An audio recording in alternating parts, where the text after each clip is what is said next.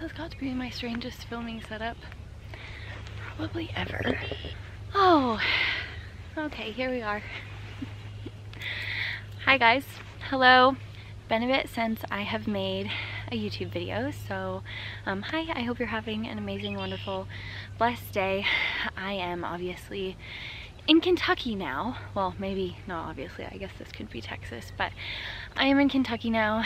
I've been here for about 2 weeks.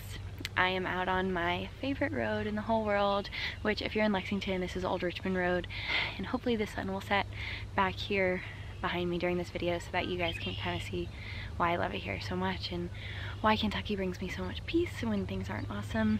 I'm so nervous to make this video. I'm literally like wringing my hands. I'm so nervous for no reason. Some stuff has been going on and I wanted to just glaze over it, and there were some reasons why I wasn't able to talk about it yet. And you know, I don't think I ever planned on making a YouTube video really about it, but I don't feel comfortable like making vlogs right now just in Kentucky, and everybody's like, why are you in Kentucky? What's going on? When are you going back to Texas? Are you going back to Texas? What's happening? So I know I have a lot of questions to answer, so we're gonna do that right now. So part one, I just want to start this video off by saying that like there's some really amazing things going on in my life and I'm so grateful, and I don't want that to be confused. I don't want this to come off as I'm complaining or I'm not grateful for my life, because it's the opposite, because I am ridiculously grateful at all times, and I couldn't do anything I do without you guys. So I just want to start off by saying that, but I also want to be transparent, and I know how easy it is to look at people on social media and think that everything's okay and wonderful all the time, and not to be cliche, but that's just not the case. And like, you see a highlight reel of our lives, and that includes my life, and I always just want to be more open and let you know that like you're not alone in your struggles and that we go through them too. And to be perfectly honest, there's a car driving by right now. To be perfectly honest, like things have not been good for about a month and a half. Honestly, if we want to take it back far enough, kind of since I moved to Texas. Ever since January, it's kind of just felt like things are piling up. Like things just kept happening over and over that didn't make sense, and that I was getting like hurt, and I was just having a lot of bad things happen. Since then, I couldn't help but think like, are these all signs that I'm supposed to be in Kentucky? Like, was it all just a big sign? Was this God telling me that I shouldn't have moved here? And I've had those thoughts swirling around for 5-6 months, and it sucks. Like, more than anything else, like it sucks to feel like, oh, maybe you made the wrong decision. This all kind of started in April, so hard and shitty to talk about, but I'm just gonna spit it out. So the first week of April, I was in Vegas with the Anaka team celebrating a really big launch that they did, and on Easter at about 10 in the morning, 2 men broke into my house in Texas. The reason I didn't know until they'd already broken in was just a fault in my alarm system at the time, which was literally completely my mistake. Just something that I forgot, and you know, immediately obviously had the whole system redone, and it's much safer now. But by the time I found out, they'd already been in my house, just like made a mess of everything. So they kind of went in the house. Also, just side note, if you're watching this and you're the person that did this or the people that did this, like literally just, I mean, of course it's 7 in the morning in Vegas and I get this phone call, do you want us to dispatch police? And I'm like, what are you talking about? And you know, I watch my cameras and realize what had happened, and they were in a room that had some expensive things in it. They didn't take anything. And after talking to the police, you know, all that tells me is that all that it told the police was that they weren't there for my stuff and they were there for me. So when I was in Vegas, it was easy for me to just kind of like, it didn't happen, there's nothing I can do, I have no control over it, brush it off.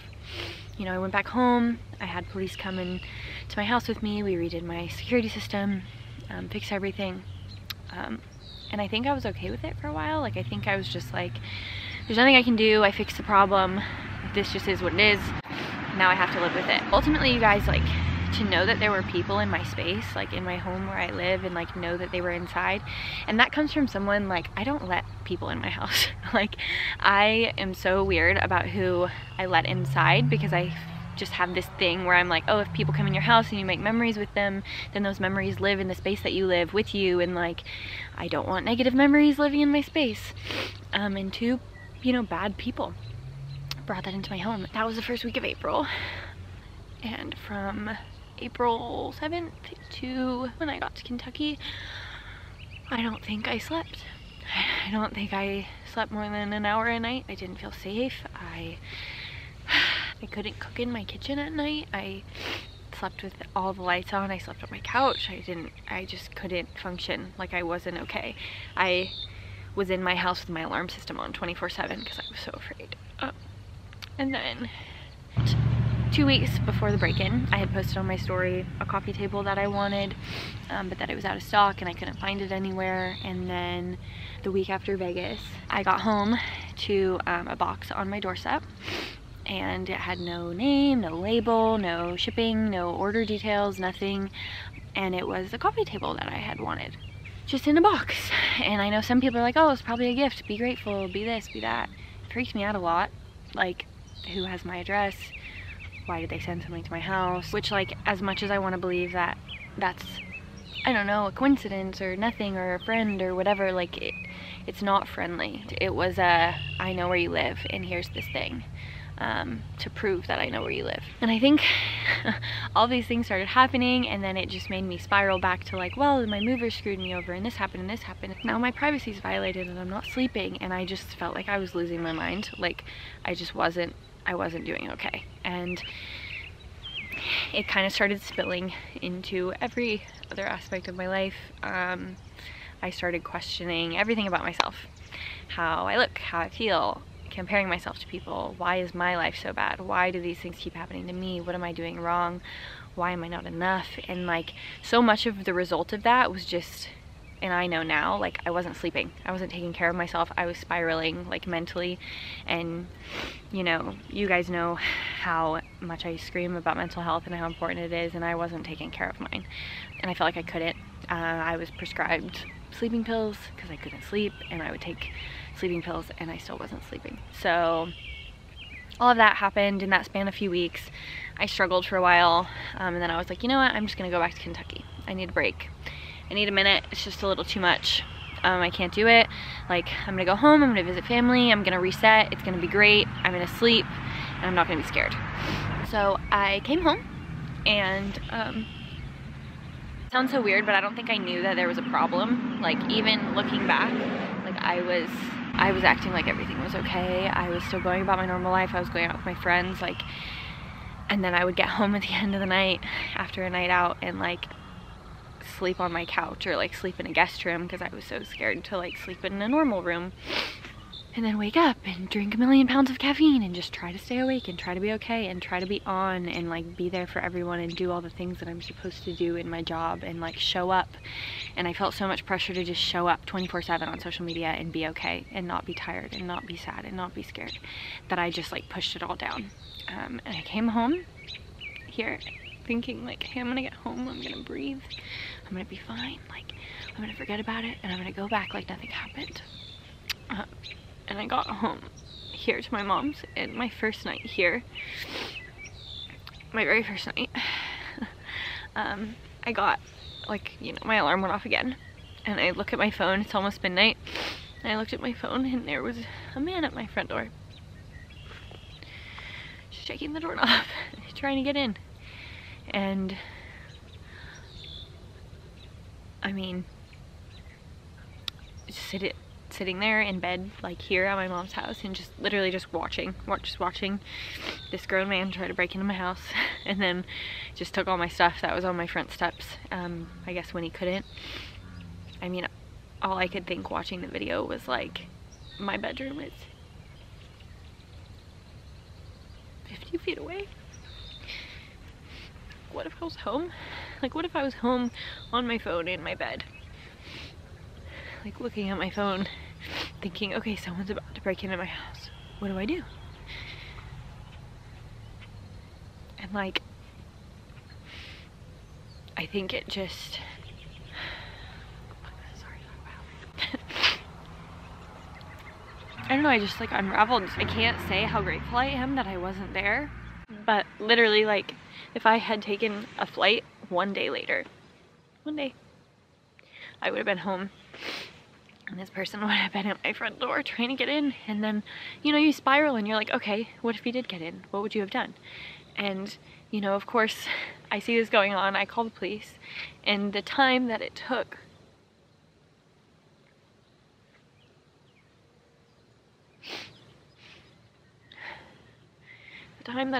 for the police to get there, like, I don't know how to describe that time period other than if that person had gone into my house, I don't know if I'd be okay. And it just, I guess, made me question and rethink everything about my safety and about, can I protect myself on my own? And if that person had been in my house for that amount of time, like, what would I have even done? Like, I have no idea. And fuck.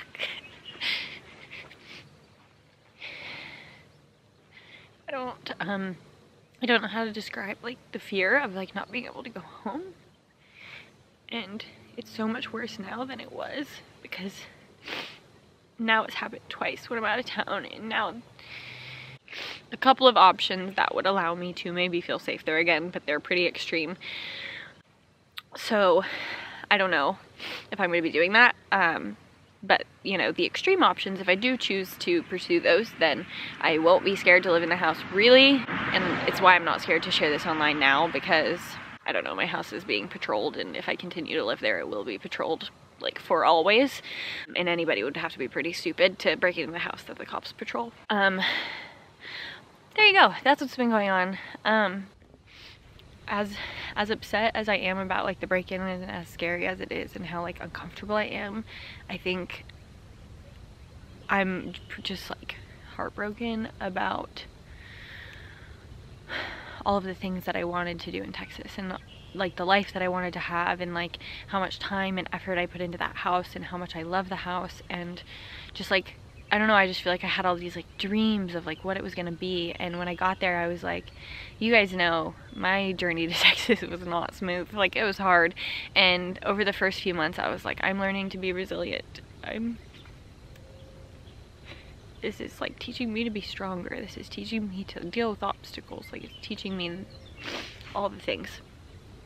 And the more I was there, and the more weird things happened, the more I was like, I'm not strong enough. Like, it's too hard.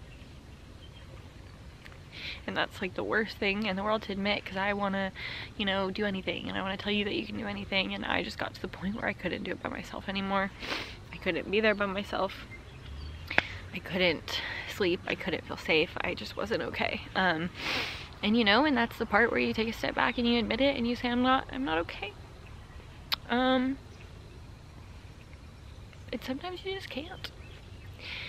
And sometimes you have to make a change, or do something different, or start over, or take a break from your life. Like, and I'm not saying I did the right thing by running away to Kentucky. It definitely could be just seen as running away, and some days I feel like that, and people could be asking me when I'm going back to Texas, and I don't know.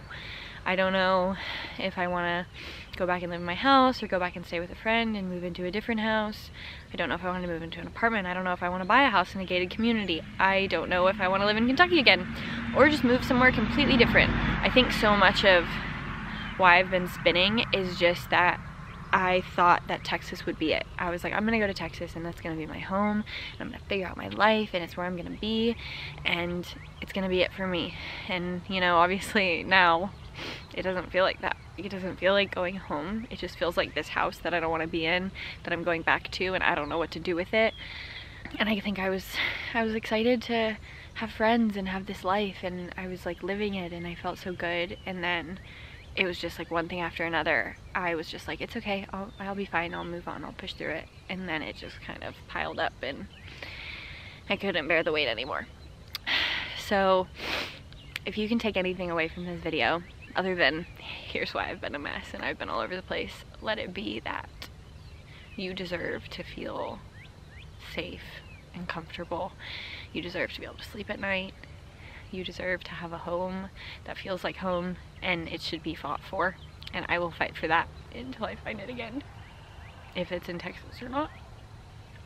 It's okay to admit when you need help and walk away from your life to find it. it's okay to take a break from your life if you need to. And most importantly, let me be an example, it's okay to not be fine. You guys, it's literally my job. It is my job to like show up every day online and show my face and like be something to someone, or you know, whatever it is. But I understand like the way that I have to get up and show up every day, you have to get up and show up every day too, whether it's for your family or your job or whatever it is. And in the midst of that, like, you can keep going, you guys. Like, we're gonna keep going. We're gonna get up every day and we're gonna keep going. But if you need rest and you need help, fuck, ask for it. Like, I think if I stayed in Texas any longer, like if I would have been in the house when that happened, I would have been so traumatized. Like, I don't think I would have come back from that. Like, I don't think I'd ever be able to live alone again. So I'm grateful that I came home when I did. I'm grateful that I admitted that I needed help when I did, and I left. And being here, like taking the time I need to like sit in the middle of a field and do nothing and just breathe the fresh air and spend time with my family and my friends and do things that make me happy. We deserve to take the time to do that, and it's important. And I feel okay now. This is the first time in like, you know, a month that I've slept through the whole night, and I feel not insane because I'm actually sleeping and taking care of myself. That's important. So fight for it and prioritize it because it matters. And I'm not gonna ramble on anymore. Honestly, I don't know what I'm gonna do next. I have a flight back to Texas in a few weeks. I'm not 100% sure if I'm gonna go. If I go back, I'll be with a friend until I find a new place. And that's just the reality. That's what I need right now. Will a day come that I might feel safe going back? Maybe. Will I get a guard dog in order to feel safe? Also maybe. I don't really know what the answer is, but I did want to just, you know, tell you this and tell you that. I say it all the time, but like, you deserve to be happy, and your happiness is worth fighting for, and your life is worth fighting for, and having the life that you want, and waking up excited about your life, and being able to sleep at night. Like, those are all things that are worth fighting for. And for me, it took coming out here and just being with this to kind of feel like myself again. And when I feel strong enough and ready enough to go back, I will. And in the meantime, I hope you guys still want to hang out with me while I'm in Kentucky, and I will keep you updated. But I just didn't want to go on making videos acting like life was normal. Like, all of a sudden I'm here in Kentucky indefinitely, and like, what is she doing? Like, I didn't. And you know, I don't think I'm myself right now. I think I'm just a little not myself, a little freaked out. It's hard to not, literally, I just fall apart when I think about it. And I need to be in a place where I feel better than that to go home. So that's the situation. Thank you guys for hanging out with me, for listening, and I hope this answers some questions. And yeah, we're just, I don't know, if you want to be along for the ride, then hang out. I am still doing a cut, so we can make some videos about that now that I have this out of the way, and hopefully you guys are interested. Give you a little taste of summer in Kentucky while I'm here, and hopefully we'll enjoy it together, and I will figure out what to do next. It's okay that I don't know right now, and it's okay if you don't know right now, because you will figure it out when it's right, and you'll know. And I'm waiting for the day that I know. And yeah, I'll just be patient in the meantime and focus on myself and work on myself so that I can be okay again. That is about it. I will give you one last view of beautiful Kentucky. I was hoping the sun would set, but I think it's just too cloudy. Honestly, it's a little too cloudy. But maybe next time. So thank you guys for watching. I hope you have a wonderful night, wonderful day, and I love you so much. And I will see you in the next one.